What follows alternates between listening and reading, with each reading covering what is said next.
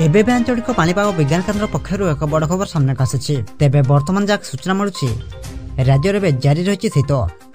वर्षार लोच काढ़ी खेल हालुका ठंडा अनुभव होगा सह किसी स्थान में स्वल्परू मध्यम धरणर वर्षा होउछि। पाणीपाग विभाग ताजा सूचना अनुसार पश्चिमा झड़ प्रभाव में राज्यर केतेक स्थान में वर्षा होउथुवा कहुछि।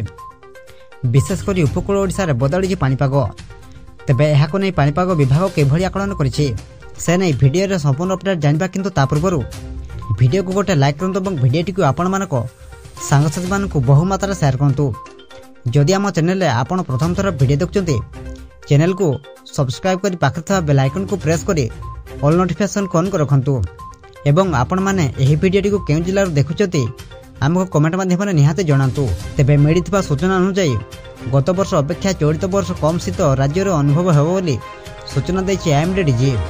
आगामी दिन में पाग साधारणतः सुखिला रहिबा सहित हालुका शीत अनुभव हेबो। नवेम्बर मास शेष हो डिसेम्बर मास द्वितीय सप्ताह आरंभ हेलानी, हेले शीतर देखा नहीं। प्रतिवर्ष एही समय हाड़भंगा शीत अनुभव होउथुबा बेले चलित वर्ष राज्य शीत गायब हो जाइछि। विशेषकर आज केन्द्रापड़ा, पुरी, जगतसिंहपुर, खर्दा, कटक, ढेंकानाल और जाजपुर में पाग कोहला रहिबा सहित केतेक स्थान में हालुकारु मध्यम धरणर वर्षा होई पारे बोली पाणीपाग विभाग पक्षर कहुछि। गतकाली कटक, भुवनेश्वर में हालुकारु मध्यम धरणर वर्षा होइछि। तेबे एही वर्षा शीत आनीपारे बोली आशंका रहिछि।